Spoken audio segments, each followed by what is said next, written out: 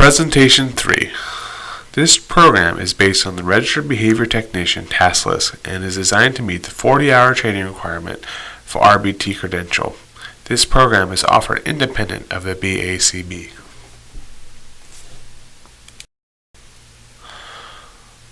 What is our goal? What's our goal? Again, to increase appropriate behaviors and decrease inappropriate behaviors. And how do we do that? What part of the ABCs of behavior are we going to change? We can change the antecedents and the consequences. As an RBT, you will be responsible for manipulating the A's and C's of behaviors to increase desired behaviors and to decrease undesired behaviors. So again, as an RBT, you will be responsible for manipulating the A's and C's of behaviors to increase desired behavior and to decrease undesired behaviors. You cannot force someone to do a behavior, but you can control what happens before and what happens after. Using consequences, what occurs after the behavior? This is our number one way to change behaviors, by controlling what the individual gets from the behavior, whether it be good or bad. What I mean by that is if it's a bad behavior, an undesired behavior, we can either ignore the behavior or redirect it. If it is a good behavior, say compliance or picking the right stimuli, we can provide reinforcement. There are three kinds of consequences that can be used to change behavior. Those are punishment, reinforcement, and extinction. Again, there are three kinds of consequences that can be used to change behavior. These are all consequences, remember, given after a behavior occurs. We can punish it, we can reinforce it, or we can extinguish it.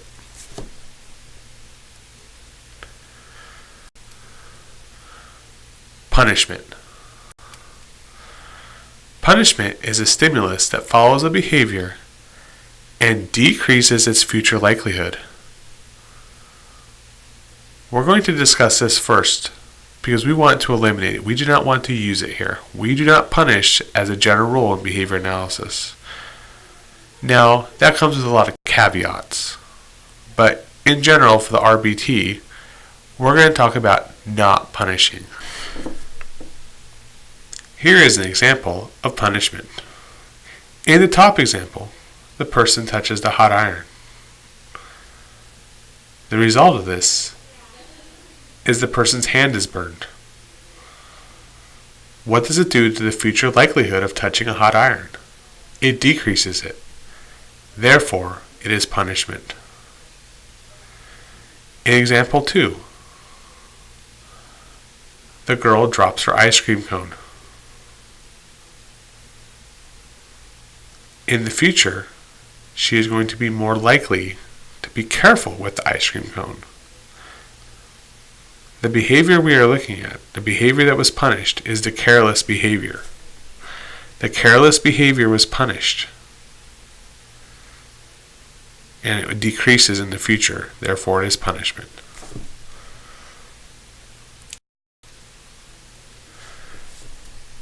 Now, why are we not going to use punishment? There are several problems with punishment.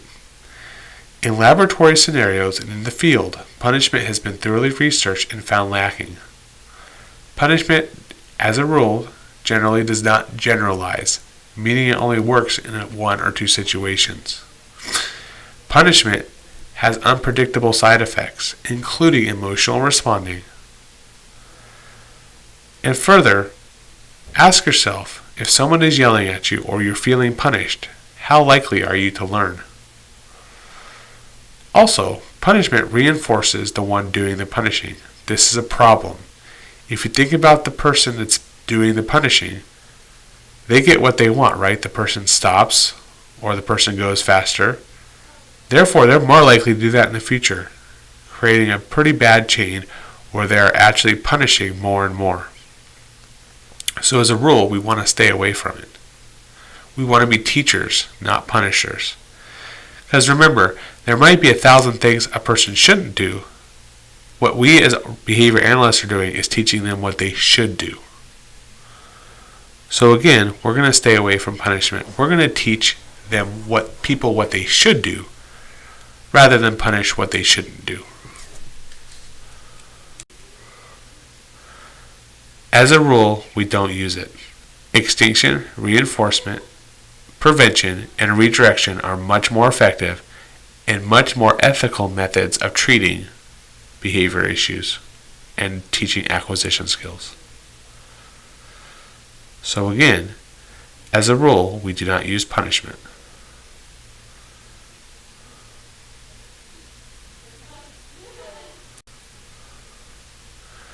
We don't smack, spank, bite, squeeze, shake, shock, scold, shout, reprimand, pinch, flick, use loud noises, or timeouts. Now, occasionally you will work with a family who may use timeouts in their home. That's their house rule. You are not the one giving the timeout. If the family feels it is something necessary, they will be the ones doing it. But as a rule, as an RBT, you will not be using a timeout.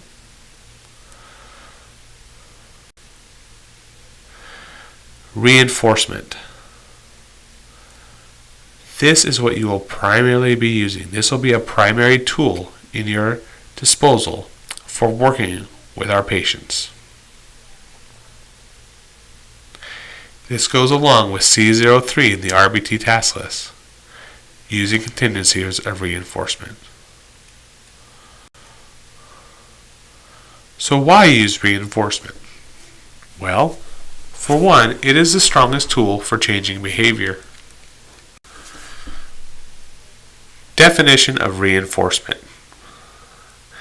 Any stimulus added or removed after an occurrence of a behavior that results in an increase of the future occurrence of that behavior. Again, reinforcement is any stimulus added or removed after an occurrence of a behavior that results in an increase of the future occurrence of that behavior. Basically, understand as an RBT that if a behavior continues to increase, it is being reinforced. Again, if a behavior is increasing, it is being reinforced. So if I add something to a person, if I give them something, or I remove something they don't like, and the behavior to either get that item or to have that item removed is increasing, I have reinforced that behavior. Now notice that it says any stimulus added or removed.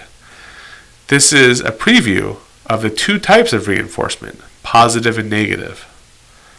Again though, as an RBT, understand that if something is increasing, if a behavior is increasing, it is said to be reinforced.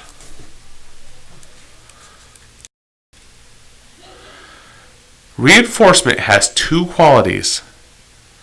These two qualities must be present, otherwise it is not being reinforced. One, reinforcement follows a behavior. Remember, it is in the consequence realm. It follows the behavior. And that behavior in the future increases as a result. Remember, for something to be called a reinforcer, we have to know what its impact on the future likelihood of behavior actually is. Just because you think something should be a reinforcer does not mean that it actually is. For example, if I give an individual M&Ms every time they get an answer correct, and I see over a couple days, again, we will need to look over time because we need to see if it's actually increasing, and I see that their percentage correct is actually decreasing, then I am not reinforcing it with the M&Ms, even though I think the M&M should be reinforcing. Again, it needs to actually increase the future likelihood of the behavior.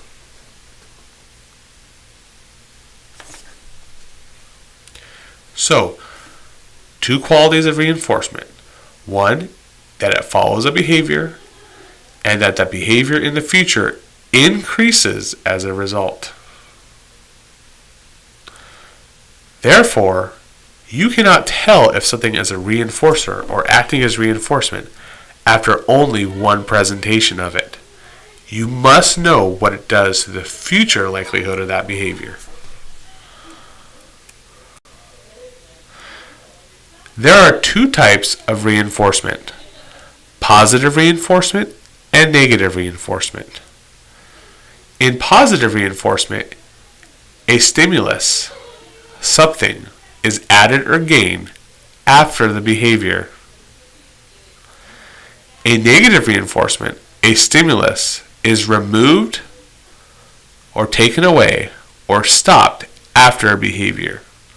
So basically in positive reinforcement, the person gets something they like, something is added to them, they get something they like, something that they enjoy. And in negative reinforcement, something they don't enjoy, something that's aversive, something that's bad to them is taken away. As an RBT, it is important to understand the difference, but more importantly, understand that if a behavior is increasing, it is being what? Reinforced. And I apologize if you get tired of me saying that, but it is something that's very important to understand.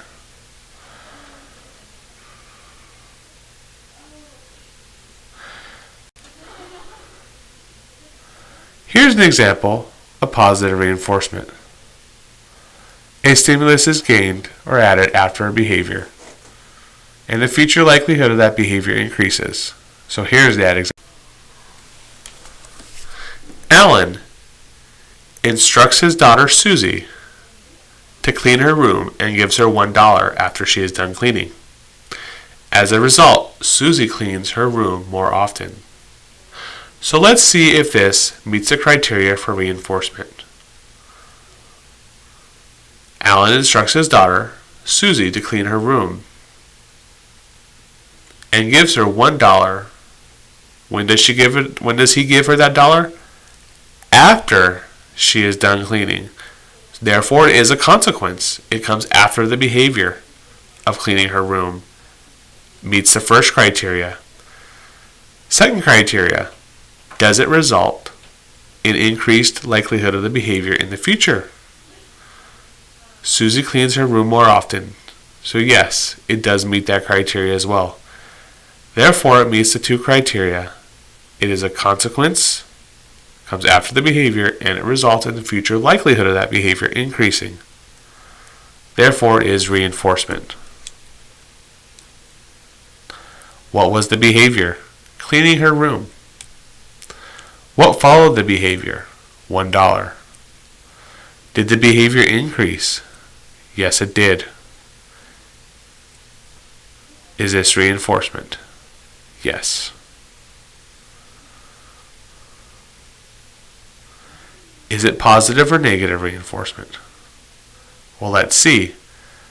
Was something added, gained, or was something taken away? Something was added. The dollar was added to Susie. It was given to her. Therefore, it is positive reinforcement. Negative reinforcement. A stimulus is removed, taken away, or stopped after a behavior, and the future likelihood of the behavior increases.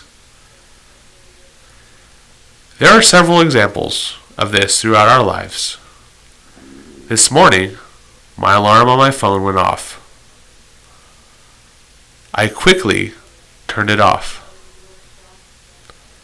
The behavior of swiping the phone and swiping the alarm off is reinforced through negative reinforcement because it removes the ringing, it removes that annoying ringtone sound. Therefore, it is being reinforced through negative reinforcement. I am removing that darn ringtone. Here's an example of negative reinforcement. When Johnny's mom puts a plate of vegetables for Johnny to eat, he would cry, scream, push the plate away, and say, "I don't want to eat." Then Mom takes the plate away. As a result, every time Johnny sees vegetables, he then cries, screams, and refuses to eat. Let's see if it meets the criteria for negative reinforcement. Does it happen after the behavior? Well, let's see. When Johnny's mom puts a plate of vegetables for Johnny to eat, they're the antecedent, right? The behavior is he would cry and scream and all that kind of good, bad stuff. Push the plate away, so forth and so forth. Then mom takes the plate away. So yes, it is a consequence. It comes in the consequence realm after the behavior. Does it increase the future likelihood of Johnny's behavior? Yes, it does. As a result, every time he sees the vegetables, he cries, screams, and refuses to eat. This is a common occurrence in my house as well. Except I don't let the kids get away with it. Point being, though, is that this is negative reinforcement because it is a consequence. Okay, it comes in the consequence realm. After he sees the vegetables, he cries and screams. It is then removed. The thing he does not like is removed from his presence. The vegetables are removed. And it does increase his future likelihood of the behavior. He continues to do that. Therefore, it is negative reinforcement. So what was the behavior? Crying, screaming, pushing the plate away, saying I don't want to eat. What followed that behavior? Well, mom took the plate away. Did the behavior increase? Well, yes, it did. It is reinforcement, right? Because the behavior is increasing. What type is it, though? Positive or negative? Well, as you might guess, it's negative. Why?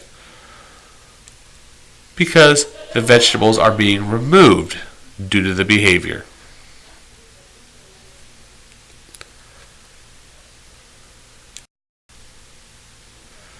So, I can't go into an exhaustive list of what could be reinforcers, but let's just go over a couple of examples.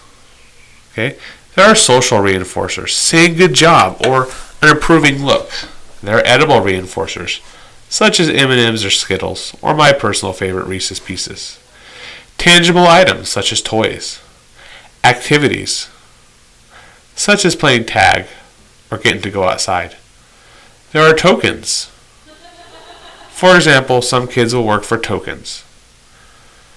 There are sensory items, such as blinking lights, or like brushes and stuff like that. These can all be used in a positive or negative way. And when I say that, I don't mean in a bad way, but in positive or negative reinforcement.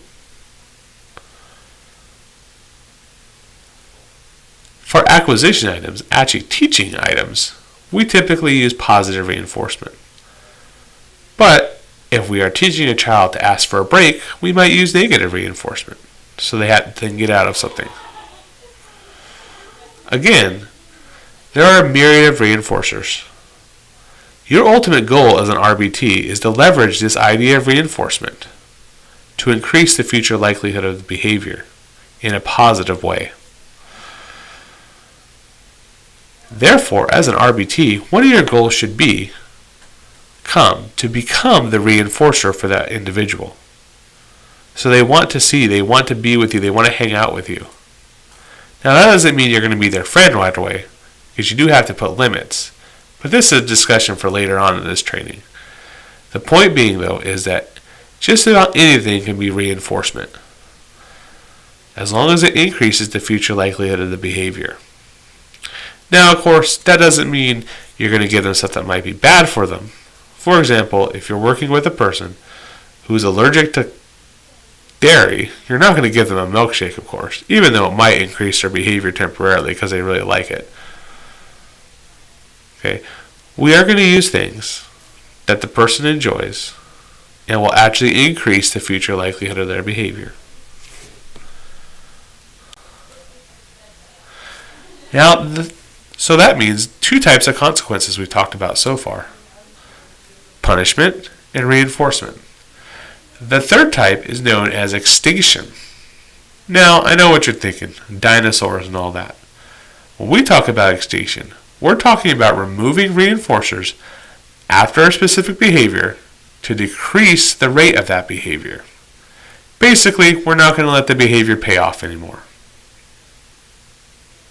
So again, extinction is to remove reinforcers or not allow the person access to the reinforcer after a specific behavior in order to decrease the rate of that behavior.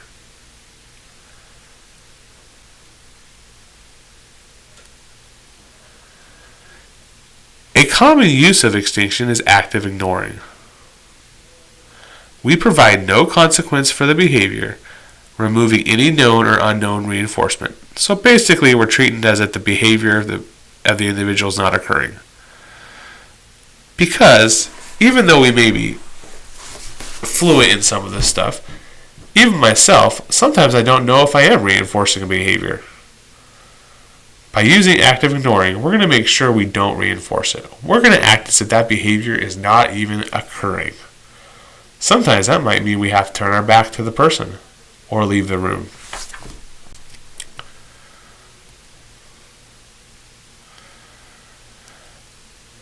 Now, when we're talking about extinction, I really need to mention something known as an extinction burst. I want you to imagine putting 75 cents into a soda machine and pressing the button and nothing coming down. The first thing most people do is they press the button a few times in rapid succession after that to try to get it to work. That's kind of an example of an extinction burst in a nutshell. The behavior that was previously paid off, pressing the button, usually followed with reinforcement, the soda falling down, right? Well, suddenly it's not working anymore. So I'm going to try to do it harder and faster, to pressing the button anyway. That's a mini extinction burst. So a more apt example for us might be a baby crying to have its parents come in the middle of the night. Now, I'm not suggesting that we're going to be cold-hearted, but there does come a time when the infant, is crying simply to get the parent to come get them. Not because they're hungry or anything like that. They just want the parent to come get them, maybe take them into their own bed or whatnot. So if we decide to start using extinction on that, if we start to use active ignoring, what's probably going to happen? Well, the baby was used to the parent coming when they're screaming, so they're going to just scream louder. That would be known as an extinction burst. Typically, an extinction burst occurs right after the extinction process starts. Ironically, this dramatic initial increase after extinction is started is actually a very good indicator that extinction is going to work. When I initially talk with parents or guardians about using extinction procedures, I actually tell them, hey, if we see an increase in this, it's actually a good thing, because that means we're on to something. Now, of course, there does that come major caveat. You don't want to give in when that extinction burst is high, right? Because all we do at that point is set a new baseline. We just tell them, oh, this is how loud you have to cry, or this is how hard you have to push before I get your attention. And they're more likely to go to that level more quickly. So we have to have everyone on board with that extinction process before we start it, because we don't want to inadvertently reinforce a higher level of the behavior.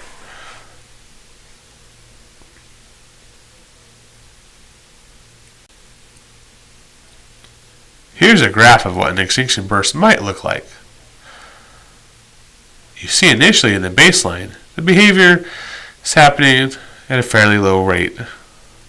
Well, I shouldn't say a low rate, right? I don't know what the whole thing is here, but it's happening at about an average of 4 times. But as you see the extinction process started, it starts to have this very dramatic increase, followed by that decrease.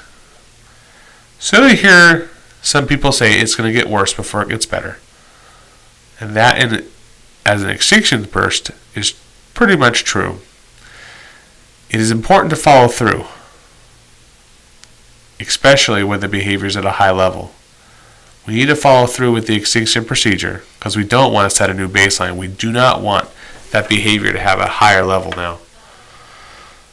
It's one of the reasons I tell parents or guardians that if you can't follow through, if you're having a bad day, then don't even try to do an extinction procedure, because we don't want the behavior to have a new higher level to start out at.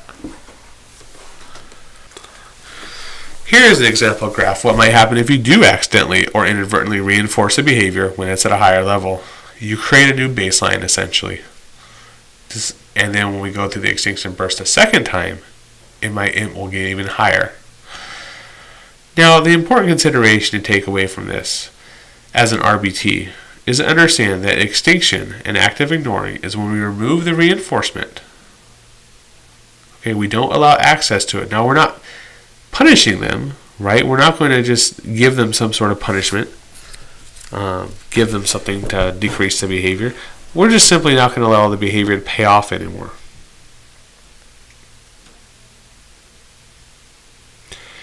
It is important to understand that when we are in the middle of that major extinction burst, to continue with the extinction procedure. Now again, as an RBT, and your role in this service is you are in a parent's home for majority of the time that you'll be working. Hopefully the specialist or analyst will have briefed the parent on following through with this.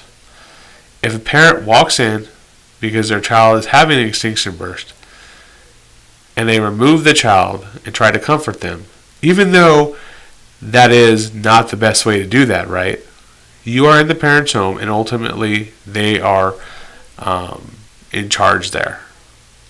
That would be more of an issue of communication among the team. If that does happen, make sure to let the specialist know so they can address the issue with the parent.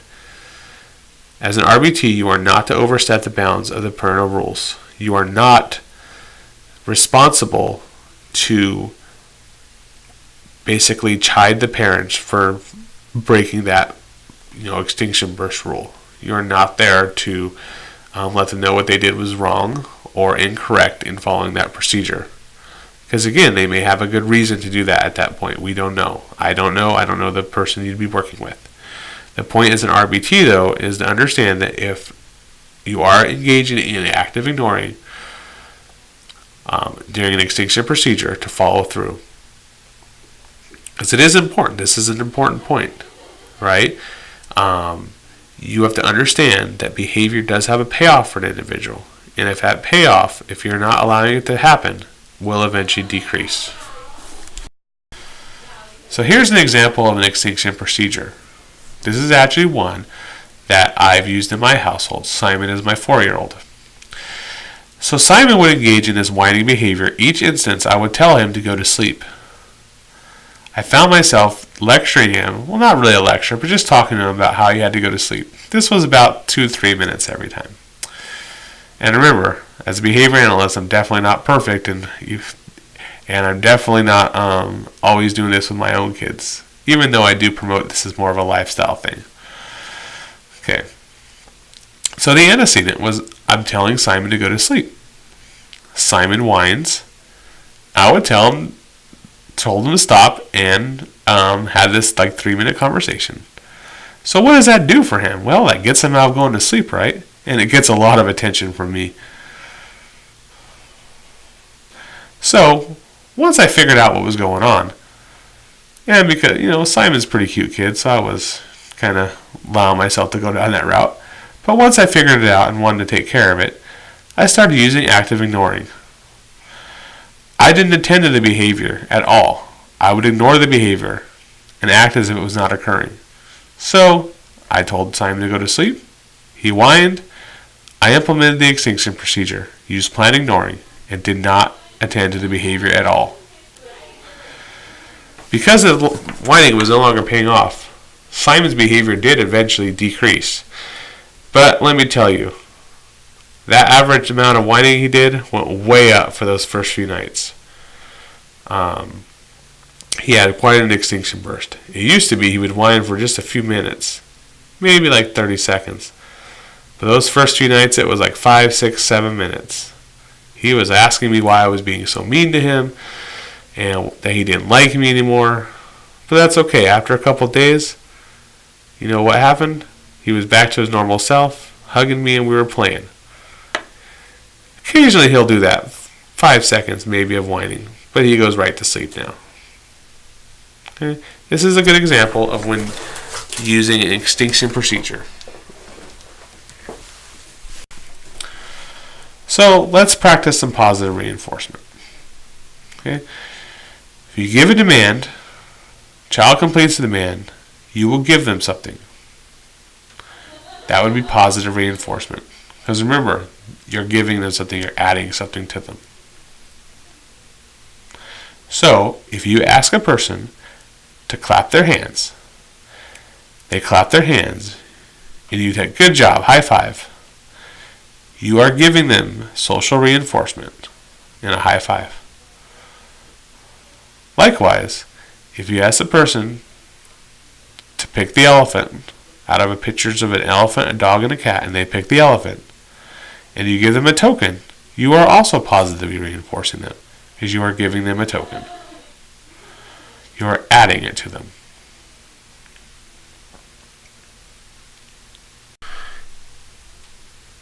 Here's one example about how negative reinforcement might work during your ABA intervention. Let's say you see the child and they have a candy that they can't unwrap, or maybe a toy they can't open. Okay? The behavior we're looking for is for them to ask to open it, or for them to basically use their words, right? Or some way to communicate. So they ask you to open it, and you open it. So therefore the wrapper is removed, or the box from the toy is removed. That would be one way to do negative reinforcement. Because remember, something is removed or taken away that the person doesn't like, and this increases their future likelihood of the behavior. So that person will start to come to you when they have an issue, like candy they can't unwrap, a toy they can't open, or something they need help with.